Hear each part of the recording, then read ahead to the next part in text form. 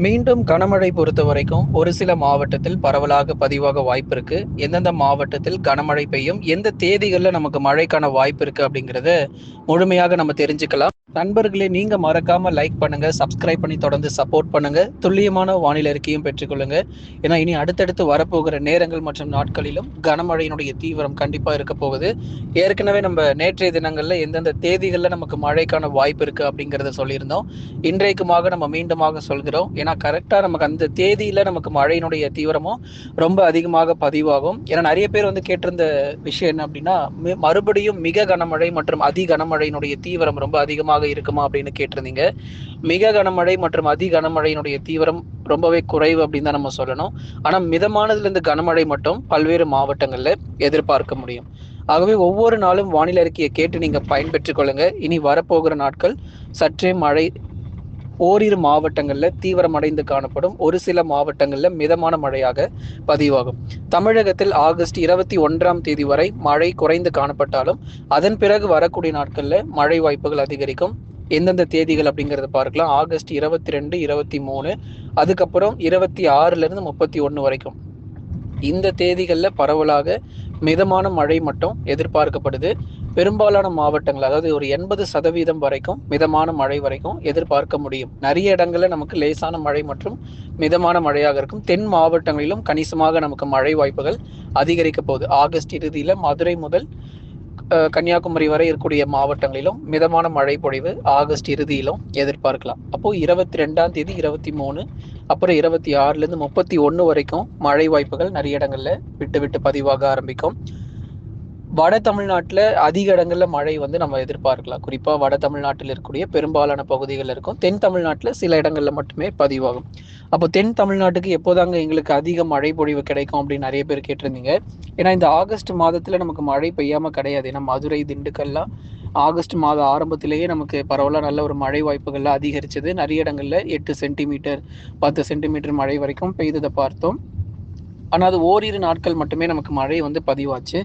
வரப்போகிற செப்டம்பர் மாதத்தில் தென் மாவட்டங்களில் அதிக மழை வந்து எதிர்பார்க்க போகிறோம். ஏன்னா இந்த ஆகஸ்ட் மாதத்தில் சரிவர மழை பெய்யாவிட்டாலும் அடுத்து வரப்போகிற இந்த செப்டம்பர் மாதத்தில் அதிக அளவு மழைக்கான வாய்ப்பு இருக்கு. குறிப்பாக தென் மாவட்டத்தினுடைய கடலோர பகுதி, தூத்துக்குடி, திருநெல்வேலி, ராமநாதபுரம், கன்னியாகுமரி போன்ற தென் மாவட்டத்தினுடைய கடலோர பகுதிகளில் செப்டம்பர் மாதத்தில் கூடுதல் மழை பொழிவு அப்படிங்கிறது கண்டிப்பாக இருக்க தான் போகுது. ஆகஸ்ட் இறுதி முதல் வட தமிழகத்தில் பரவலாக மழை வாய்ப்புகள் அதிகரிக்கும். ஆகஸ்ட் இறுதியில் வட தமிழ்நாட்டில் இருக்கக்கூடிய கடலோர பகுதி மற்றும் உள் மாவட்டத்தில் மழை வாய்ப்புகள் கணிசமாக அதிகரிக்கும்.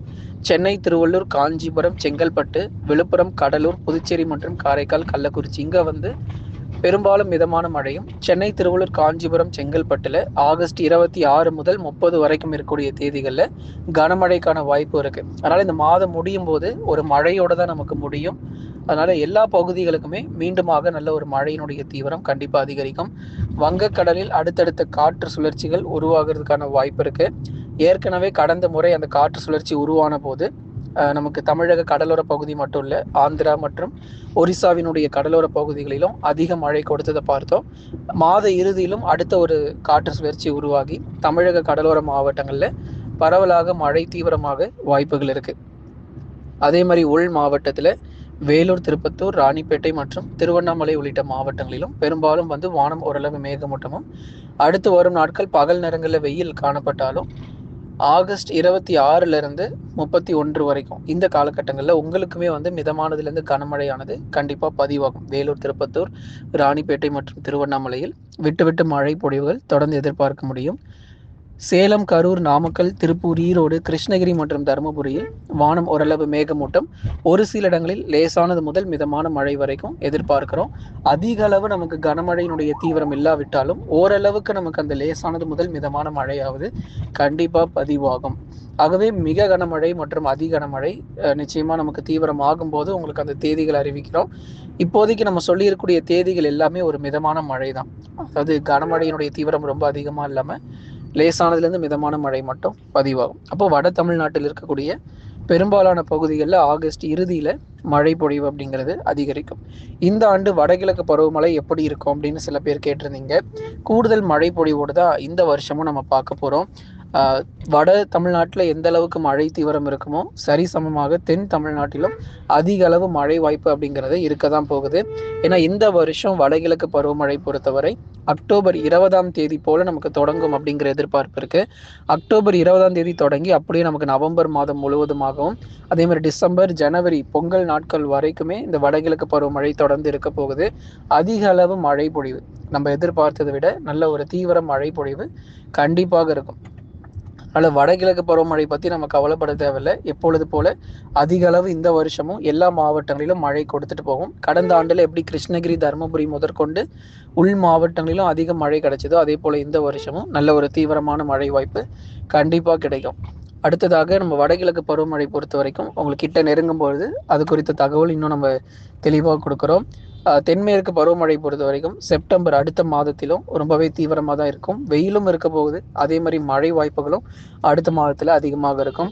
கர்நாடகா மாநிலத்தில் தொடர்ந்து பெய்து வரக்கூடிய கனமழை காரணமாக மேட்டூரில் நீர் வரத்து அப்படிங்கிறது அதிகமாக இருக்குது. மேட்டூர் பகுதிகளில் நீர் வரத்து பொறுத்த வரைக்கும் இப்போ 1,00,000 கனஅடிக்கு மேலே நீர் திறப்பு கொடுத்துருக்காங்க கர்நாடகாவிலேருந்து. ஏன்னா அந்த அளவுக்கு நமக்கு ஏற்கனவே சொன்னது போல நல்ல ஒரு மழை பொழிவு கர்நாடகா முழுவதும் நல்ல ஒரு மழை பொழிவு கடலோர பகுதிகளில் அங்கிருந்து வரக்கூடிய நீரின் அளவு பொறுத்த வரைக்கும் 1,00,000 கனஅடி தண்ணீருக்கு மேலே திறந்து விட்டுருக்காங்க. அப்போ மேட்டூர்லேயும் அதே அளவு தண்ணீர் வரும். அங்கேருந்து நமக்கு திறக்கும் போது காவேரி டெல்டா பகுதிகள் இருக்கக்கூடிய எல்லா பகுதிகளுக்குமே தண்ணீர் வரத்து அப்படிங்கிறது இந்த வாரத்தில் நீங்கள் அதிக அளவு பார்ப்பீங்க. குறிப்பாக டெல்டா மாவட்டத்தில் இருக்கக்கூடிய அனைத்து பகுதிகளிலும் மயிலாடுதுறை, நாகை, தஞ்சை, திருவாரூர், அரியலூர், பெரம்பலூர், திருச்சி மற்றும் புதுக்கோட்டை உள்ளிட்ட அநேக இடங்கள் இந்த மேட்டூரில் திறந்து விடக்கூடிய நீரின் காரணமாக நிறைய விவசாயிகள் நீங்கள் பயன்பெற முடியும். ஏன்னா இனி வரக்கூடிய நாட்களிலும் கர்நாடகா மாநிலத்தில் அதிக அளவு மழை பொழிவு பொறுத்த வரைக்கும் இருக்க போகுது. உங்களுக்கு ஒரே ஒரு எச்சரிக்கை மட்டும்தான். டெல்டா மாவட்டத்தில் ஒரு எச்சரிக்கை கொடுக்கணும் அப்படின்னா அது மேட்டூர்லேருந்து திறந்து விடக்கூடிய நீரின் அளவு அதிகரிக்கிறதுனால காவிரி கரையோர மக்களுக்கு வெள்ள அபாய எச்சரிக்கை கண்டிப்பாக கொடுப்பாங்க. தயவுசெய்து உஷாராக இருந்துக்கோங்க. மழை வாய்ப்பு குறைவு தான். ஆனால் இது போன்ற நமக்கு நீர் வரது அப்படிங்கிறது அதிகமாக திறக்கும் பொழுது சற்றே நம்ம எச்சரிக்கையாக இருக்கணும் நண்பர்களே.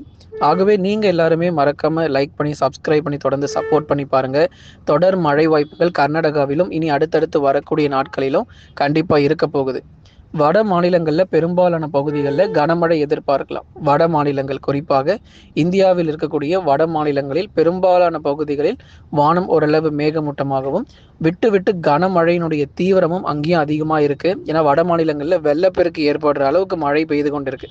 ஏன்னா நிறைய இடங்கள் குறிப்பாக நம்ம சொல்லணும்னா நிறைய மாநிலங்கள் நம்ம சொல்ல முடியும். வட மாநிலங்கள் முழுவதுமாக எல்லா பகுதிகளிலும் தென்மேற்கு பருவமழையானது தீவிரமடைந்து காணப்படும். அடுத்ததாக தென்னிந்திய பகுதிகள் கர்நாடகா, மகாராஷ்டிராவினுடைய கடலோர பகுதி முழுவதுமாக மிக கனமழை முதல் அதி கனமழையானது பதிவாக போகுது. நண்பர்களே, நீங்கள் மறக்காமல் ஒரு லைக் பண்ணுங்கள், சப்ஸ்கிரைப் பண்ணி தொடர்ந்து சப்போர்ட் பண்ணுங்கள்.